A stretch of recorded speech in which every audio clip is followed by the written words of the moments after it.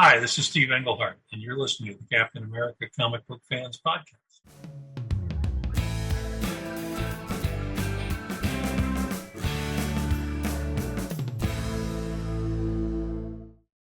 Greetings, Cap fans, and welcome to episode 269 of the Captain America Comic Book Fans Podcast. I'm Rick Verbanis. I'm your host, and I've got a co host out there. You know who he is, Mr. Bob Lucius. Oh, Bob, I don't want to be a chicken. I don't want to be a duck. So I shake my butt. I have no idea what that is, man. You've No? gone off the deep end, my I friend. did. All right, Yeah. how about this? I'll just do the music part now. Ready? All right. Okay. I got that. I got that. I feel like I'm at a wedding or something. Yeah, it could be. I mean, Yeah. yeah, it's one of those silly songs to try to get people on the dance floor.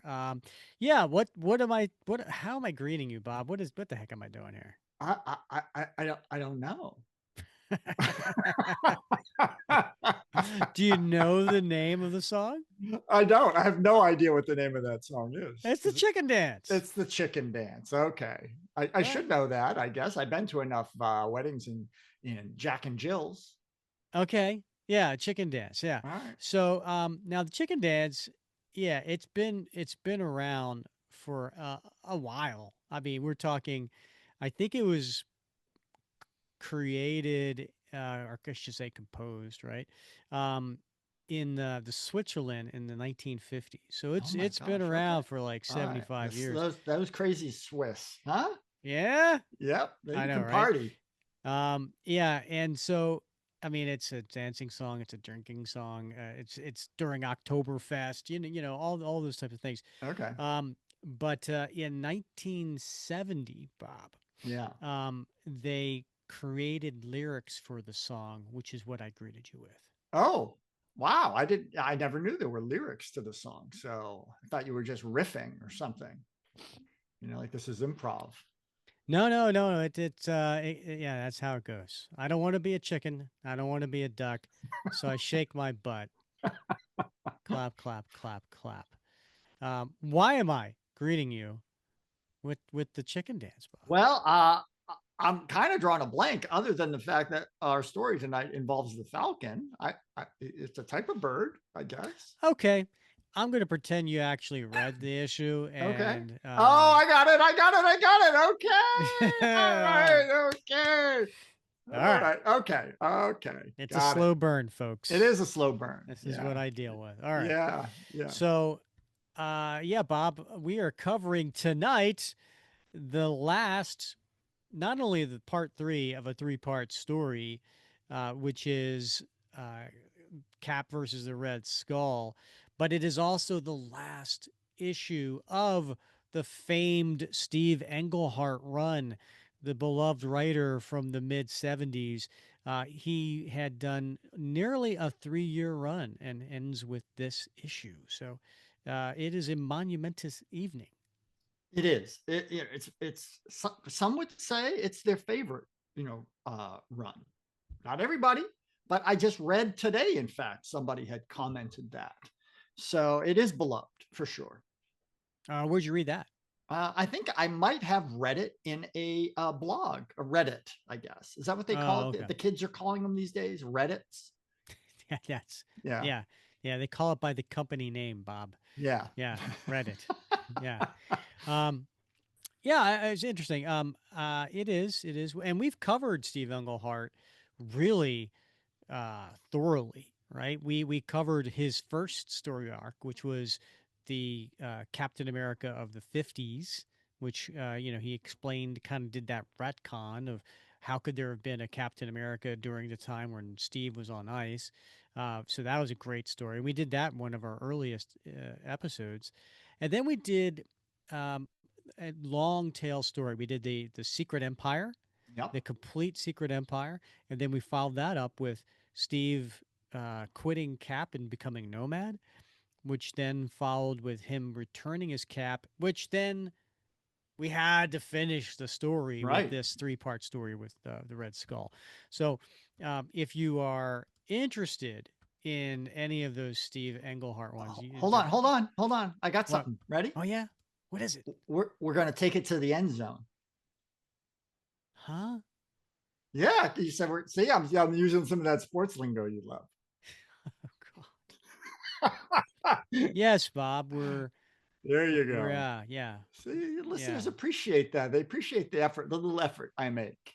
You really did. Yeah. What was I talking about? Oh, I don't know. I don't Yeah, I don't remember either. So, know. thanks for that. Anyway, so we'll cover issue 186 this evening, and looking to doing that panel by panel. Um, Bob, uh, you know what else is coming up in a few episodes? Believe it or not, episode 272. You know what we're doing, Bob? Is that an anniversary episode, Rick? It is. Actually, what 271 should have been it, but I Mm-hmm. pushed it back because the theme this year, Yeah, and this is our 5 year anniversary, Bob. it's crazy. Yeah. Yeah, Yeah. And what we normally do with our anniversary shows, we do a little bit of a uh, kind of looking back on the year, some of our favorite episodes. We talk about the following year and what we'd like to have on our bucket list for 2026. We exchange gifts we do. on air, Yeah, right? got yours Um, already, my friend. do you? Yeah, I got a question for you. Have yeah. you ever used that Captain America shield lamp for the car door? I have not. I have Yeah. not yet, but I recently figured out how to install ones my son got. So I think I may be up to the challenge. It's a little All more right. difficult on the exterior for some reason. I've tried to Okay. get in there, and I'm concerned that like there's like some magnets they won't hold. Well, I'm sure you're up to the challenge. So, Yeah, so the theme for this, and we always have a theme, right? And our listeners, they yeah. call in or they send videos in, and we've had some really fun themes, and we've had some really, really cool submissions from our listeners. So we're giving you a little heads up. So episode 272 is going to come out on New Year's Eve, December 31st.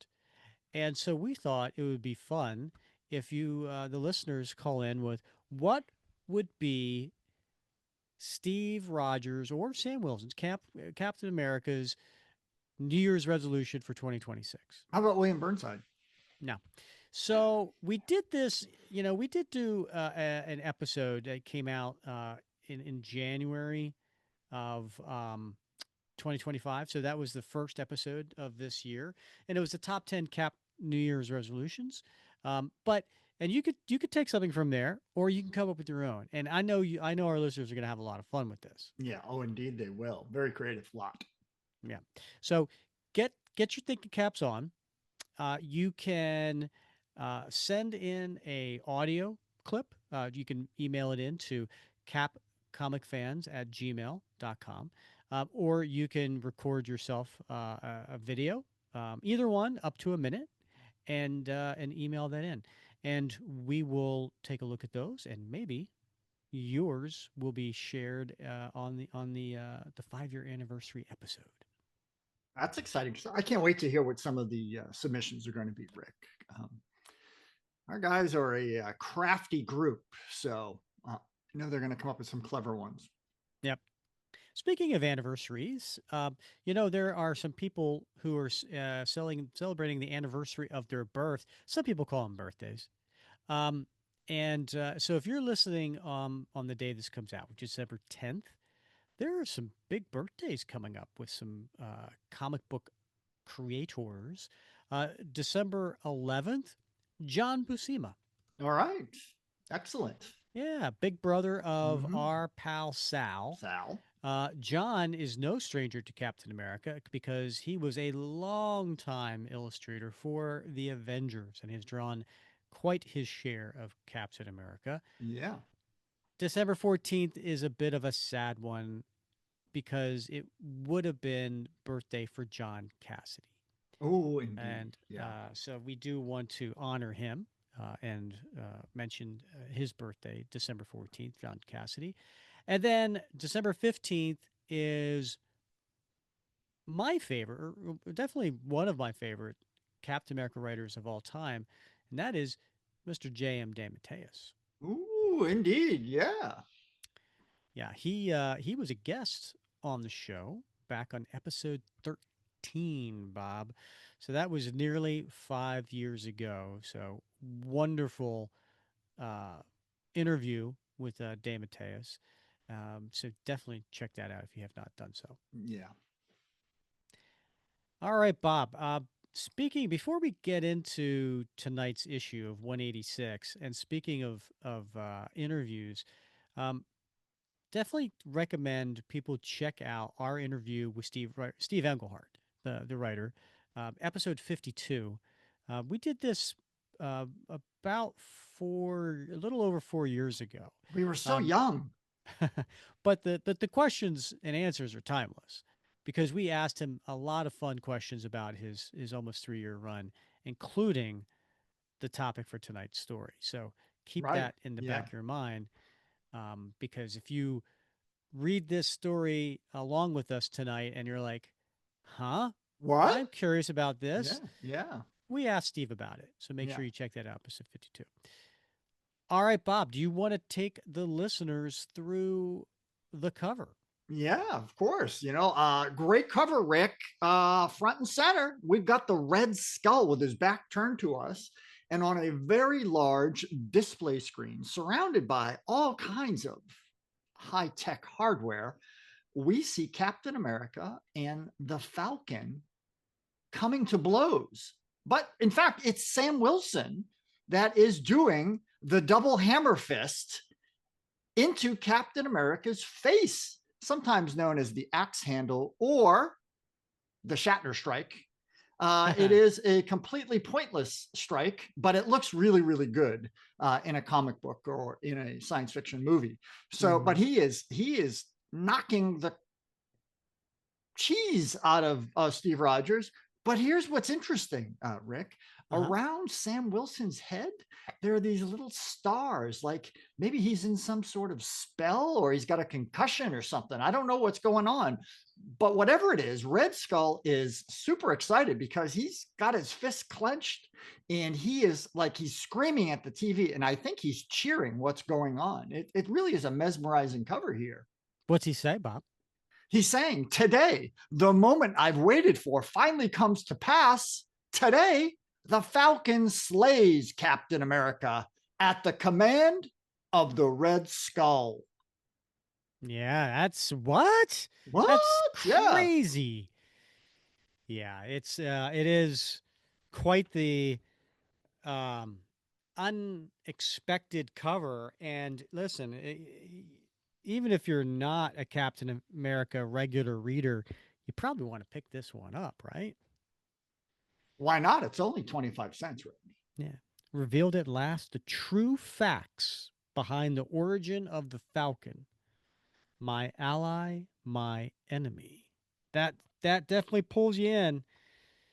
And the artist that worked on this cover was Gil Kane and inked by Frank Giacoia. Had a cover date of June 1975, but the release date was March 11th. And the writers, as we mentioned before, Steve Englehart is he's the I would say the plotter, and then he shares script duties with John Warner. So I think he was moving off of this book, and so he already had the plot, and then he had several of the pages of the script, and then John Warner did the rest. So Steve Englehart did pages 3 through 11, and then John Warner did the first 2 pages, and then he did 12 through 18 and kind of finished it out. Then the penciler is Frank Robbins, inker Frank Giacoia, colorist Michelle Wolfman, letterer Dave Hunt, and editor Len Wein.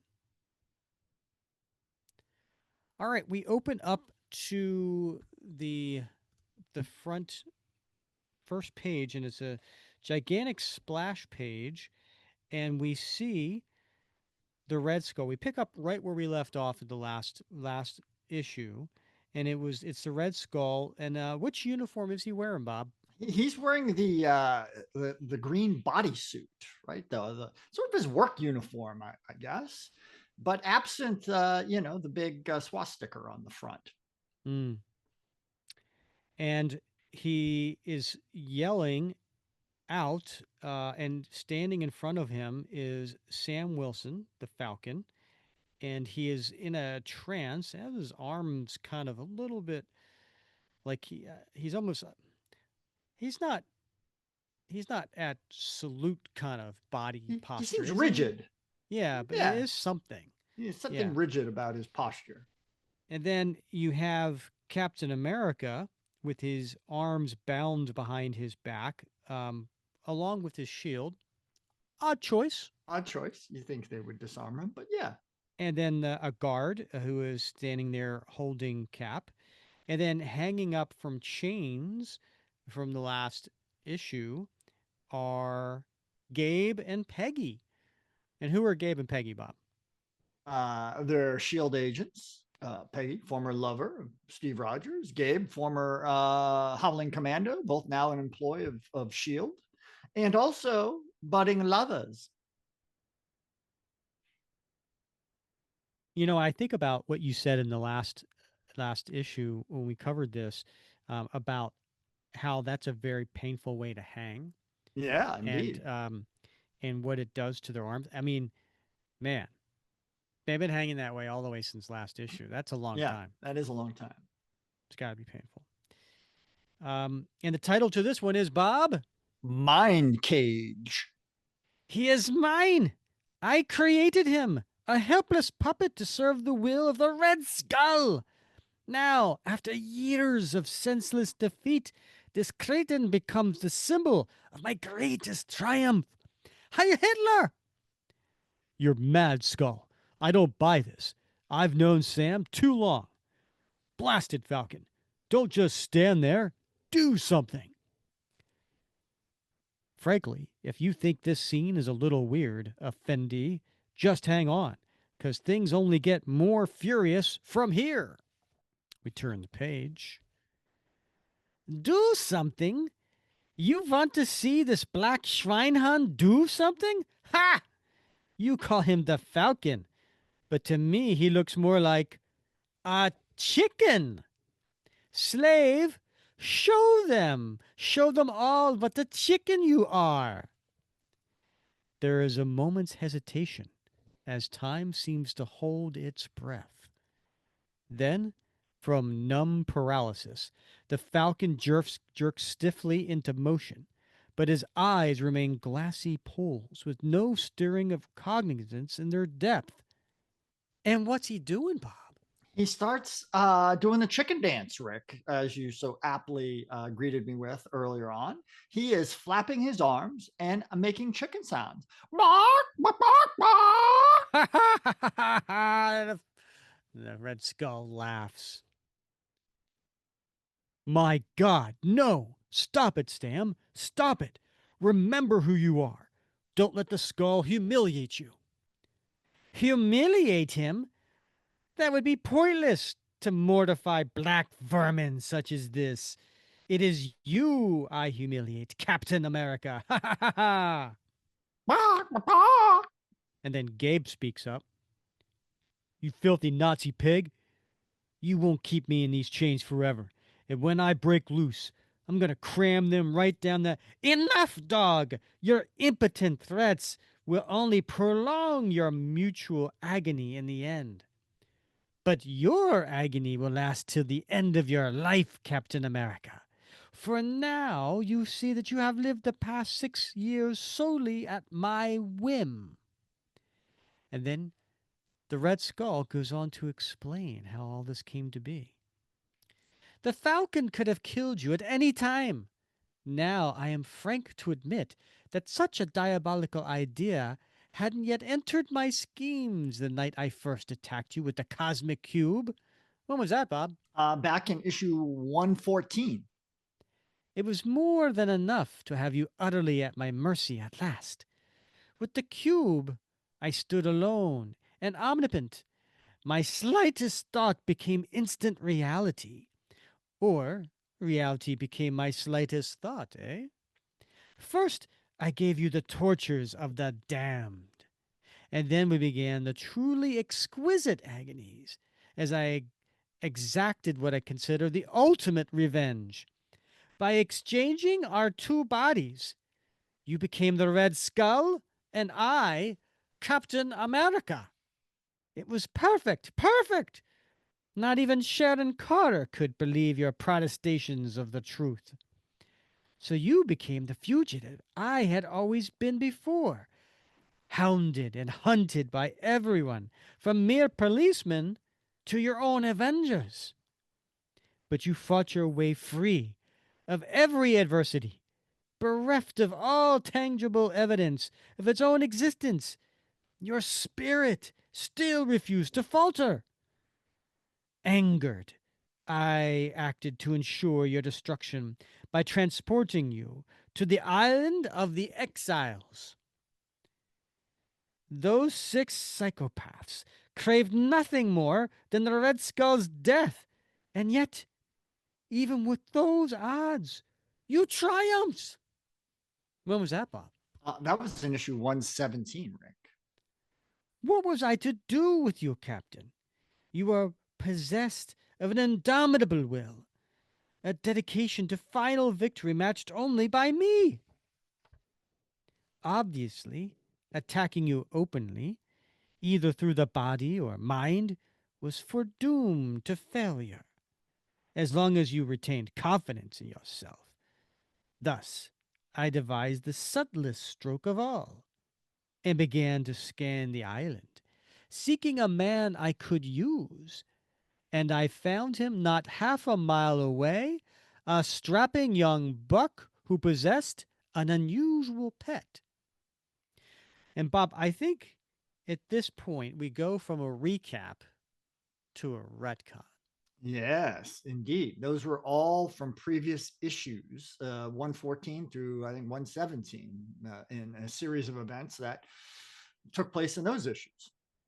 He was clearly not one of the island's natives, which is all I had hoped to find. Curious, and hardly daring to believe my good fortune, I used the cube to transport myself to his side and seize control of his mind, that I might know with whom we were to deal. I only wish I could repeat his story, word for word. And then we see Sam Wilson recounting his youth and what brought him to the island. Name's Wilson, Snap Wilson, born Samuel T. back in Harlem. I had an okay life there for 15 years, free as a bird. Gave up playing with the pigeons, though, when I decided to do like they do and fly south for the winter. Oh, yeah, I was real green. I didn't know I was only free so long as I stayed in my own cage. The outside world was a jungle, man, but I was out of my nest for good. I dusted myself off and kept traveling till I reached 18 in L.A. I weren't green no more. I'd learned to get by. Got in with the local mob, kept my nose clean and my face in sight. And pretty soon, I had plenty both to trust and money. Can you dig it, baby? Snap Wilson was the man. And Bob, what are we looking at here on this page? Yeah, I mean, so we're seeing a series of 4 panels that show young Sam Snap in Harlem, and it shows him getting dropped off in Dade County, now Miami-Dade County, down in Florida. And the next scene, we see him in LA, but he's changed. He's matured. He's grown up. He's a man now. And he's also dressing in, I think, in some circles called like a zoot suit, right? Sort of the stereotypical 1970s sort of hoodlum wear. Yeah. Yeah. So, very brash and bombastic and colorful. And then in that last panel, we see him leaning on the hood of looks like a very expensive car because the license plate says VIP. And he is dressed like the stereotypical pimp. Yeah, with the big hat. Yeah. Yeah, it's not a good look, and it's certainly a shock to the system for those seeing it for the first time. I was flying high. And then we cut to a scene where I guess his boss and the mob is talking to him. Wilson, you're ready for bigger things, and I need a man to see a man in Rio. I'm gone, Jazz. Me and the big man's pilot took his private jet to balmy Brazil, trucking out over land and sea like something more than pigeons. And after a couple hours of TCB, Bob, what's TCB? That's slang for taking care of business, Rick. Is it? It is now. I'm going to be using it quite extensively. Why didn't Bachman Turner Overdrive in their Yeah. very famous song "Taking Care of Business"? I don't recall them saying TCB. Yeah. Well, I'm going to be using it tomorrow morning after I eat breakfast. I'm going to say to my wife, "Excuse me, honey, I've got a TCB." Don't knock on the door. We headed back north the same way, only I was having a few ideas. See, in my wandering days, I become a pilot myself. Let 'em get far enough out to sea, make some altitude, and then it's just him and me, and a fortune in the fold. We were somewhere near the equator when I made my move. Bye, baby. No hard feelings. And he comes up and he knocks the pilot in the back of the head. Chop. Thing was, that pilot had a lot harder head than I figured. He came right back at me. And the next thing I knew, we were at it hard and heavy, with neither of us having the time to play pilot. By the time I knocked that bonehead out, we'd gone into a terminal spin. Holy freaking spit! You can't believe how hard I hauled on them controls, but like I said, it was terminal. Looked like us and that fortune were fish food. When all of a sudden, this island looms up in front of me. The sight of it gave me a little bit of extra I needed. The plane's nose came up just enough to let us pancake. I braced for the shock, but the pilot was in no shape to brace for anything. Don't really know how I made the beach. Don't really know much of anything about the next couple hours.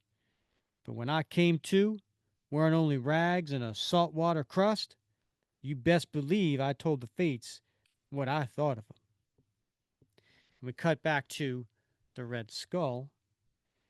Eventually, he completed his curses and began to seek shelter, whereupon he encountered the island's natives. You're insane, Skull. I've known Sam Wilson for 6 years, and he's no criminal. He's the most upright man I've ever met. Of course, you star spangled simpleton. Have I not said this is my greatest scream? Wilson's background is entirely true, and yet it actually is immaterial, because though the power of the cosmic cube, I changed almost everything about him. Only his love for birds did I leave him. Though I strengthened giving him the falcon he trained supernormal mental link, so that I might use that trait as the basis for a perfect partner for you.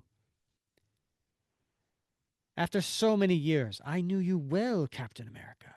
I knew exactly what kind of man would most appeal to your sniveling liberalism.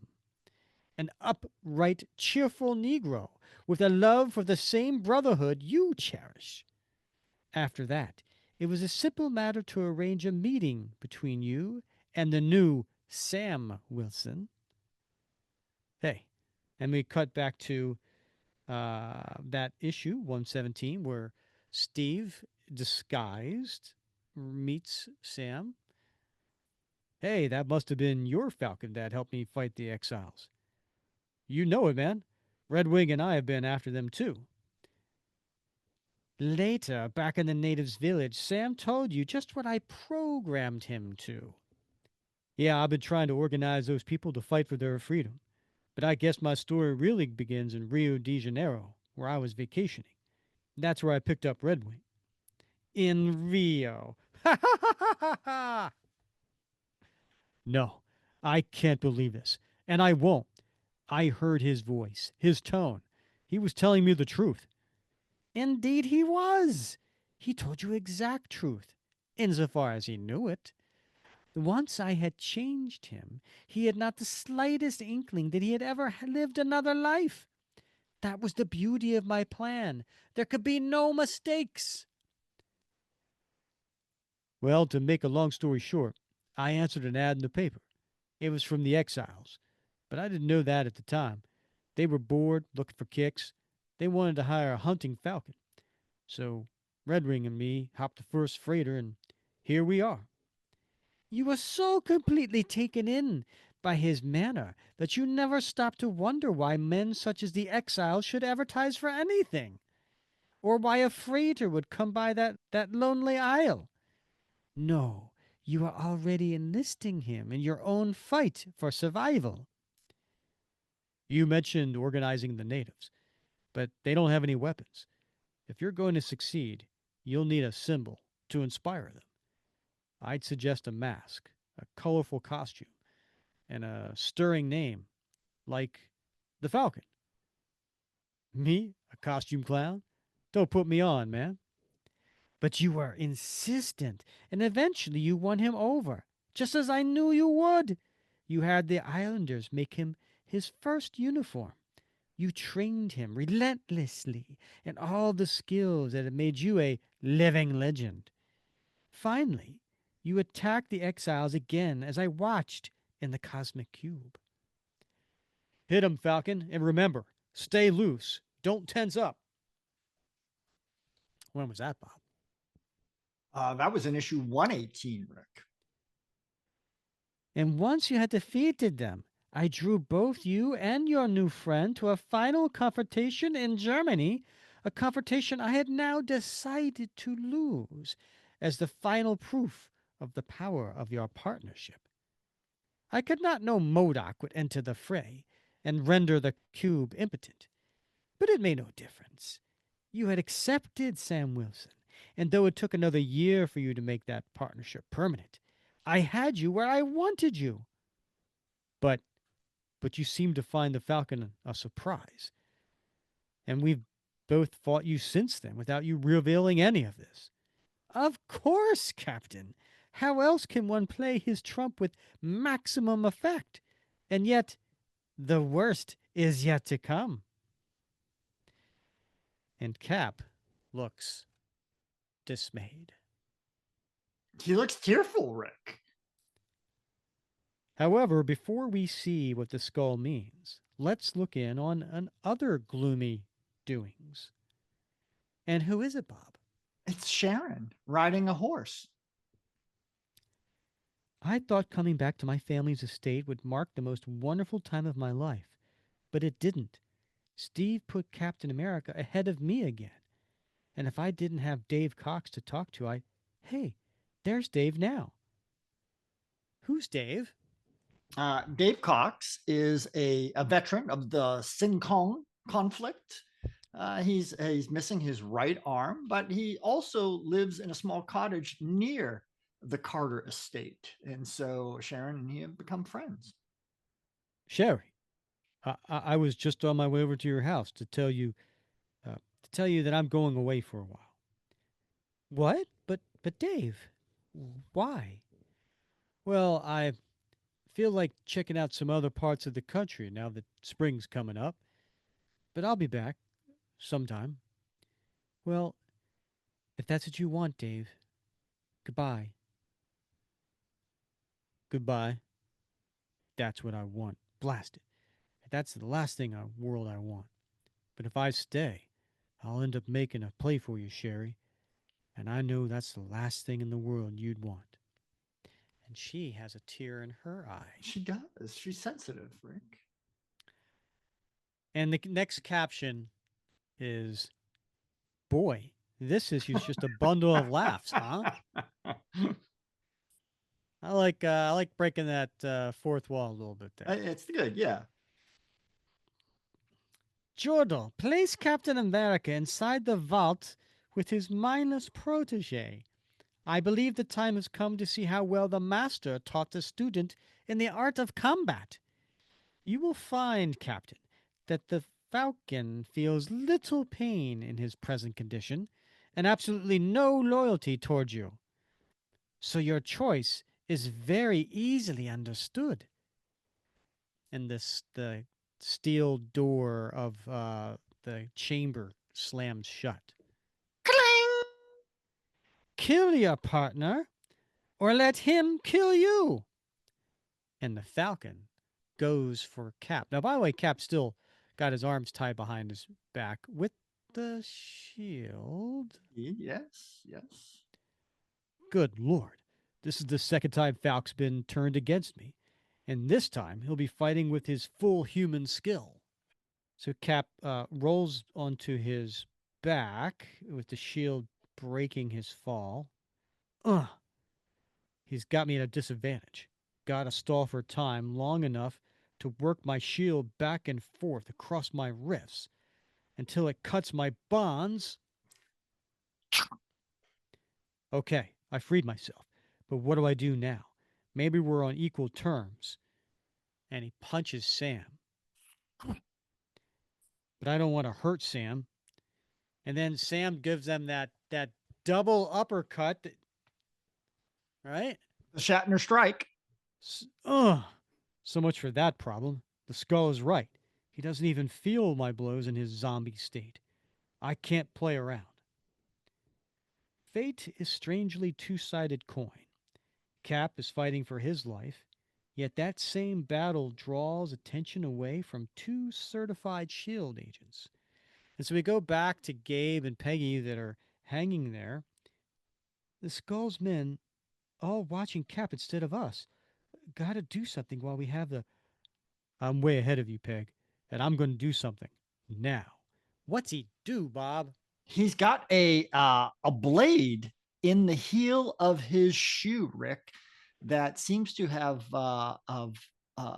popped out, and he's using it to cut his ties.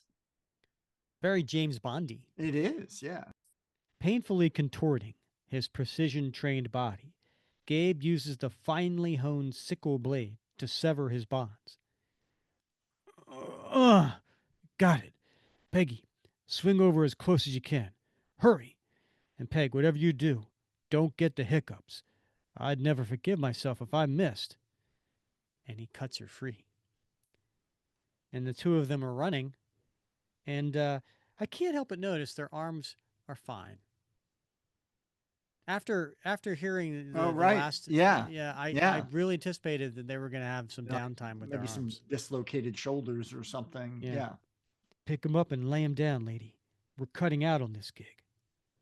Man, I haven't seen anybody so glued to a TV set since Fury stopped watching I Spy reruns. Did you like that show, Bob? I did like that show. I remember watching the reruns when I was a kid. Yeah. Who did I have? Robert Culp and who else Bill was Cosby. in? Bill Cosby. Yeah. Good show. I gotta say, my favorite episode was when the two of them were in a house um, that they didn't have any weapons, and they were, I don't know if they're guarding somebody or something, and then a whole team of men were breaking into the house. So they laid all these booby traps everywhere using common household stuff. That as a kid, I was like, Yeah. that's cool. It was a fun show. Fun show. Situation perilous, but Gabriel Jones and Peggy Carter are professionals. With surprising calm, they gain temporary safety. A moment to catch a breath and contact Shield headquarters via zipper mic and boot aerial. Professionals. They want to stop, ask each other if they are hurt, perhaps take time to tend wounds, both within and without. But for them, there are priorities that must come before mere human needs. Calling Shield. Peggy Carter calling Shield. For God's sake, come in. Professionals. The distress call goes out, a slight quiver of uncertainty and strain behind the imposed formality in Peggy's voice. but the call is fated to never reach its destination. For elsewhere, what are we looking at here, Bob?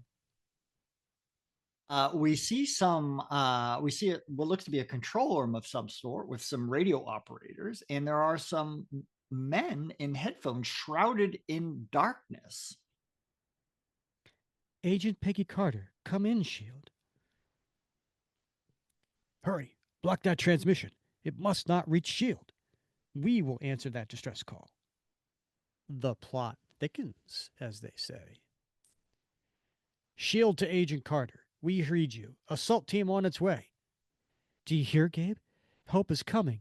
At last, we did it. Well, right. We did do it, didn't we? Yes, Gabe, we did it. We, and they hug each other, and their face is pretty close to each other, Bob. They're making that like lippy look, like their lips are coming close, Rick. We, I, Gabe? Walls. We put them up everywhere. We tried to bend to our will. Natural forces we do not understand restrain them. But that which is natural will not be confined. Walls are ephemeral and crumble under stress. Welcome to the flood. And what do we see in this panel, Bob? Well, they're embracing very closely, and I think Gabe was going in for a kiss. Slightly missed, maybe Yeah, got one slightly missed, side. right? He slightly missed, but I, I think they purposely made it look like they could defend this. Say they're not kissing. yeah. I think you're right.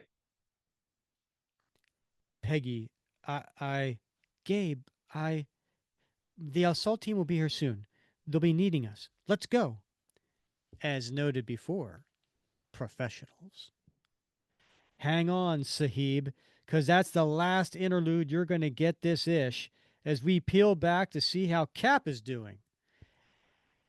Baba, who's Sahib? Is that is that Arabic for friend? I don't know. I'm I not. don't know. I'm not sure. Verdict? Not too well. Ha! The Falcon was a good pupil. Captain America trained him too well to mess around. Blasted, Falcon's my friend, but he's now an instrument of the Red Skull. I made a vow when I took this costume back that I would never be blinded to or by priorities. And Cap nails Falcon with his shield in the head. Spatang! You'd leave me no choice, Skull. We're playing for keeps now, fiend. It's either Sam or me. And then he hits him again. To the death. And Falcon's laying on his back, and Cap goes up and he puts his shield on his neck. And maybe, after the skull is choking in his own putrid slime, I'll be able to convince myself that the real Sam Wilson would have wanted it this way. Maybe so, Cap, but you hesitate because you need that conviction now, with your shield poised to crush Falcon's windpipe. And you can't help thinking that, after all, maybe this is what the Red Skull wants, for another partner to die by your hands. While from his electric vantage point, fool! What are you waiting for? What the? And there's a big crash. There's a whole bunch of troops coming in and they're firing weapons at the Red Skull's soldiers. No, it can't be. We are under siege. Shots. My God, Peggy and Gabe are still out there. Chaos breaks loose. Too many times before has the Red Skull been defeated by the intervention of a mocking destiny, seemingly intent upon his ultimate humiliation. But it must not happen this time. Not after such precisely formulated plans, such a carefully, skillfully woven tapestry of intrigues. Dummkopfs! Fight back! Drive the swine out! Reinforcements! Schnell! Schnell! We're under attack! Stop them! And Cap uses his shield to bust out. Wham! Now what? Gabe, Peggy, you're no time for that, Avenger. We got to get moving. And frankly, I don't know any more than you do. We called for S.H.I.E.L.D., ended up with these strange dudes I've never seen before. I'm not sure they're the good guys, but they keep shooting at Skull's boys. Come on. Seems to me we all have promises to keep with the Skull. Leave Sam. Anything we can do for him will have to get done out there.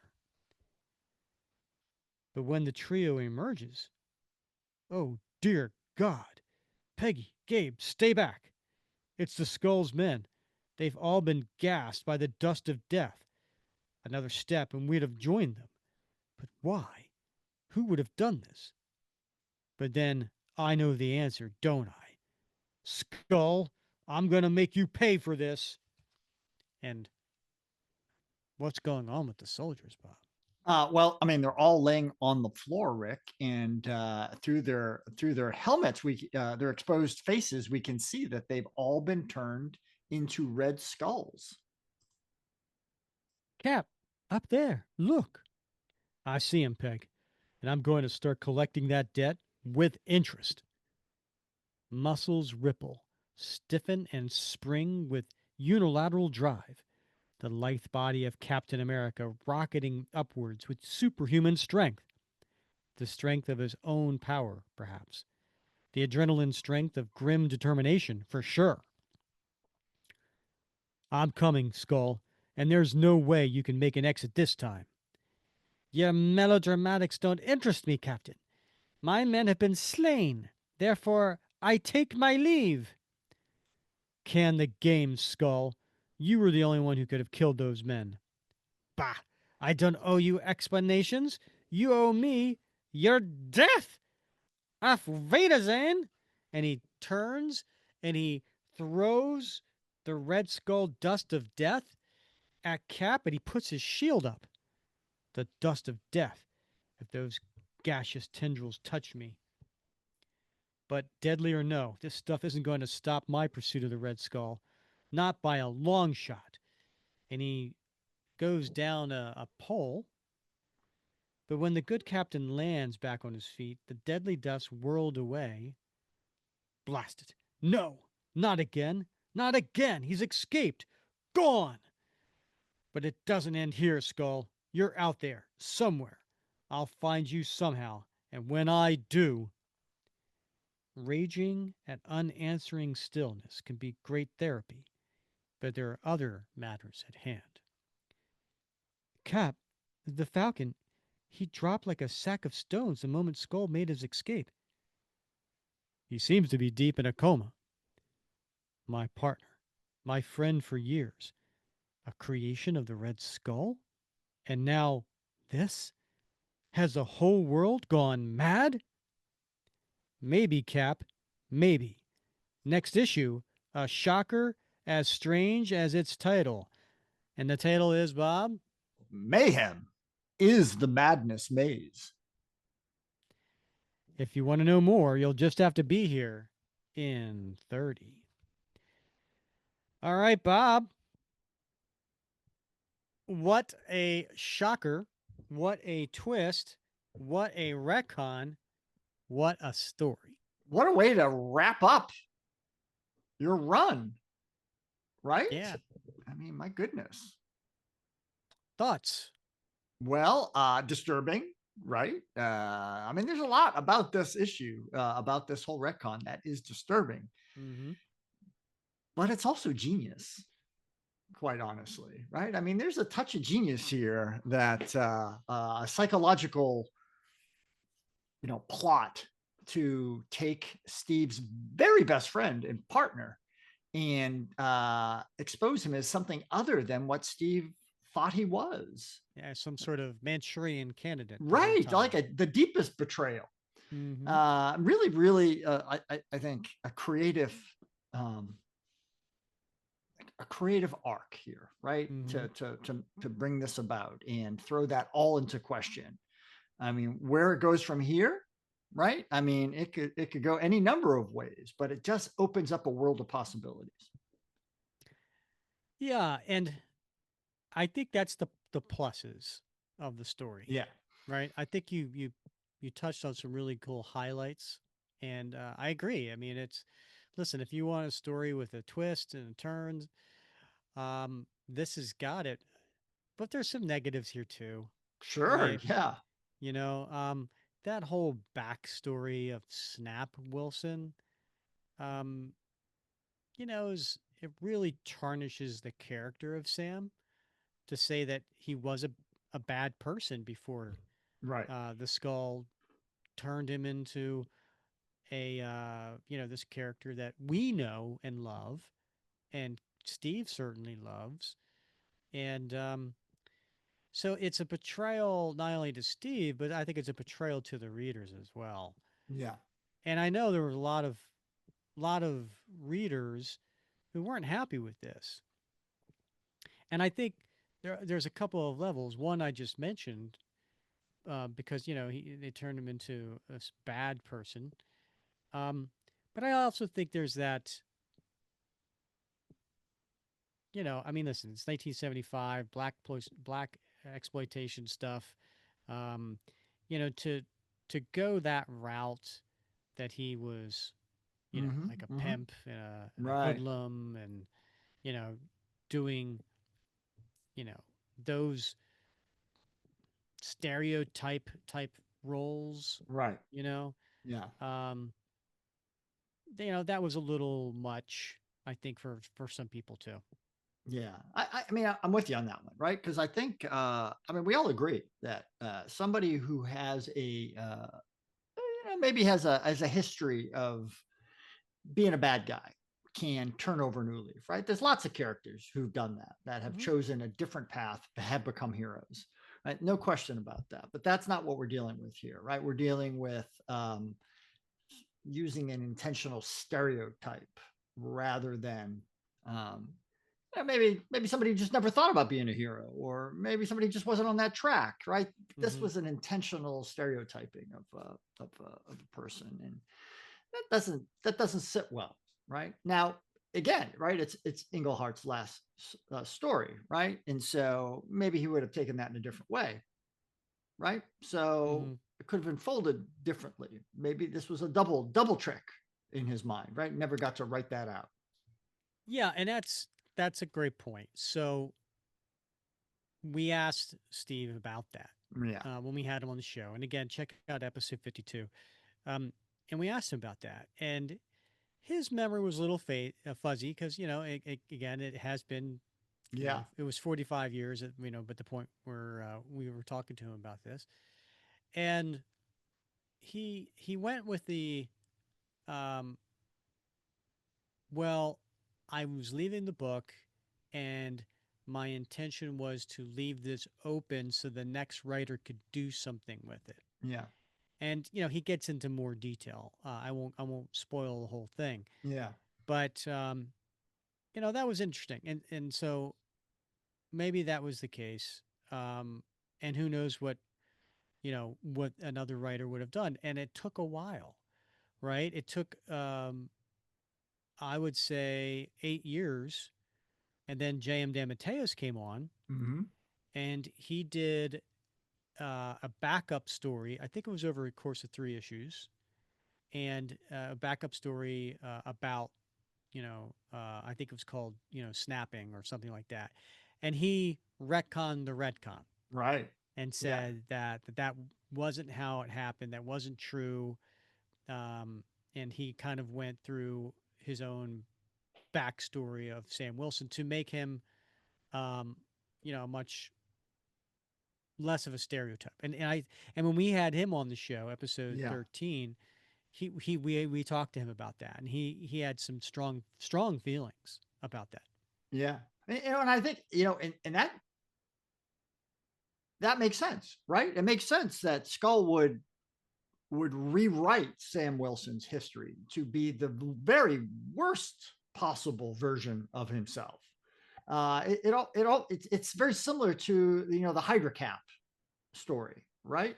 Where the Cosmic Cube was used to rewrite Steve Rogers' history in that way, only for us to eventually learn and have that undone, that was not, in fact, who he was.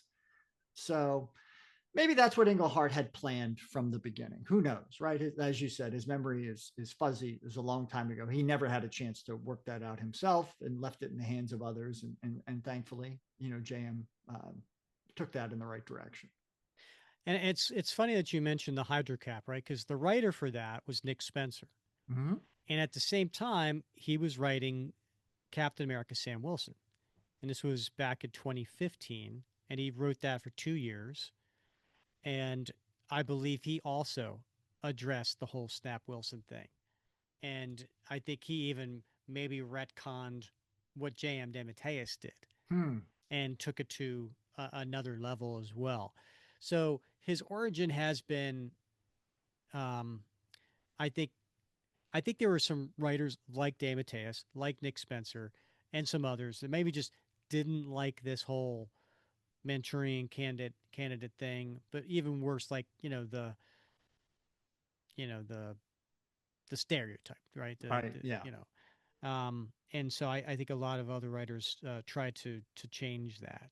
Um, but anyway, I don't want to harp on that too much, but Yeah. I think it's the elephant in the room that we needed to mention. It is, but it's also fair to note at the same time that was occurring, that we see this blossoming romance between Gabe and Peggy, Mm-hmm.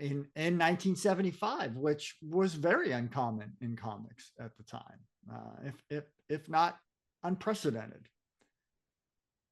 Yep, great point. Absolutely great point. Um, and also, listen, we're along that line, he did paint the Red Skull as a very much a vile, racist, horrible Nailed it. individual, Yeah. and so he succeeded. Steve Englehart did tremendously in that regard. Yeah, indeed. All right, Bob, you go first. Do you have a favorite panel? Yeah, I do, Rick, and it's a little off the wall, but it's I think it's page 3. It is when Red Skull is going through his walk down memory lane and telling Steve about all the ways he used the cosmic cube. It's the middle panel, left side, where Steve is wrapped up with the demons, Mm, and we see just the hand of the Red Skull holding the cosmic cube. Now, I know that this is an homage to issue 115, where John Buscema penciled this in a much more complicated way. But I like this because it is very much Frank Robbins.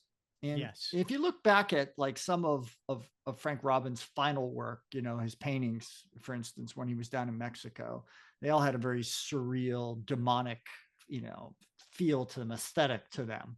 And this like screams Frank Robbins, and it's so I just love it for that purpose. I like your choice. I like your choice 100%. It definitely screams Frank Robbins. Um, my favorite panel, I think, does as well, because you know how he is known for his contortions he Yeah, puts bodies through. right.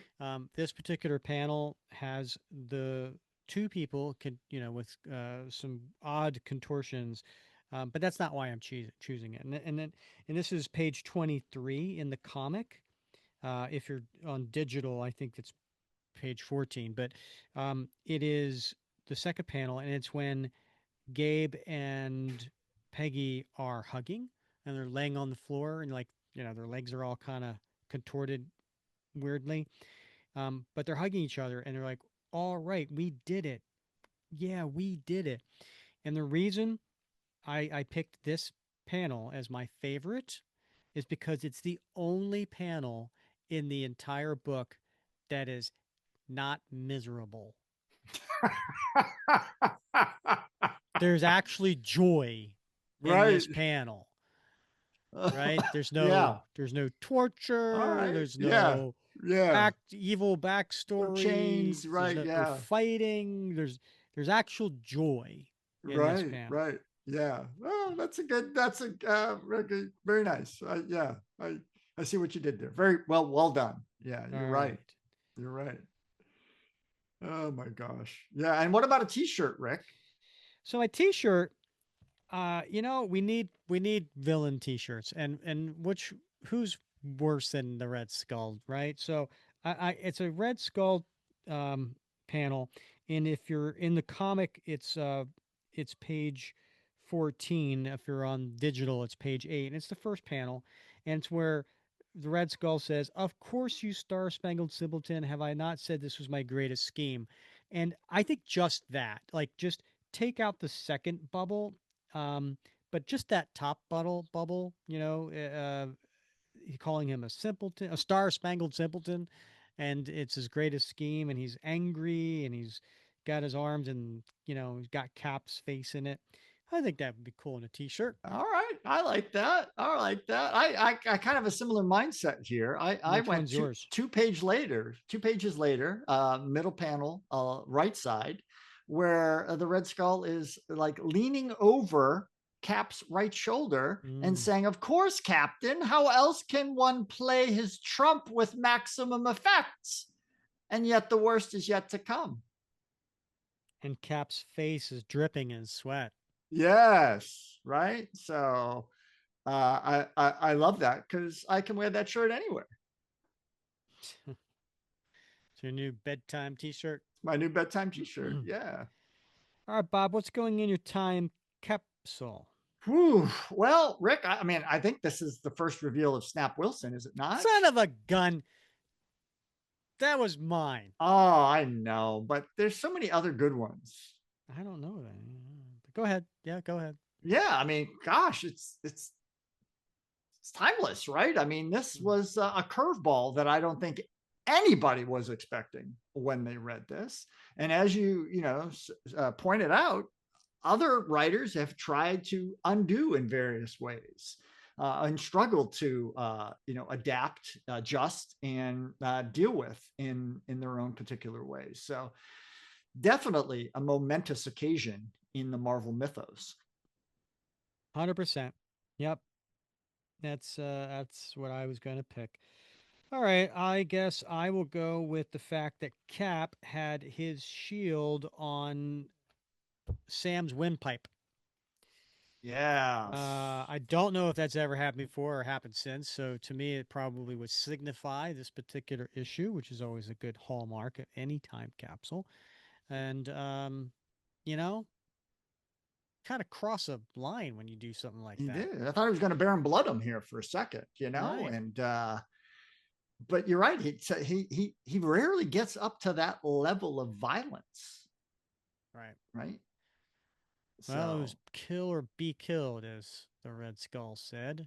yeah, and it says something also about the capabilities of the Falcon that Steve felt so under threat by what Falcon could potentially do, knowing that, he's obviously out of his mind, but also that he's not really feeling pain, but that he has not only the strength, the flexibility, the skill sets, and the stamina, that he's a real threat. Because otherwise he would not have had to take that step, right? Or Mm-hmm. even consider it.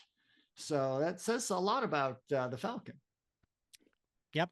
No, it really does. So, all right. Well, I can't believe the Steve Englehart era is over. I know there's some stories that we haven't touched on. Maybe we'll pick one or two for 2026. We will see. Matter of fact, come back in 3 episodes and maybe we'll talk about that for what our plans are. And then don't forget, listeners, actually, the deadline to get in your what would Captain America's New Year's resolution be for 2026? Just one. Get those into us by this Sunday, December 14th, by 5 p.m. Eastern. So send those into capcomicfans@gmail.com. Uh, and maybe it will be played in our 5-year anniversary show. You definitely don't want to. You don't want to miss the opportunity, the chance to be part of this special occasion. 5-year anniversaries. I know. I mean, my Time goodness. flies. Yes, All we could be right. taken out by a random comet before the 6th, right? So you don't want to miss this. That's true. All right, Bob, any final words before we call it a show? No, sirree. I am looking forward to doing this again next week, Rick. All right. For Bob Lucius, I'm Rick Verbanis, and you have been listening to another episode of the Captain America Comic Book Fans Podcast.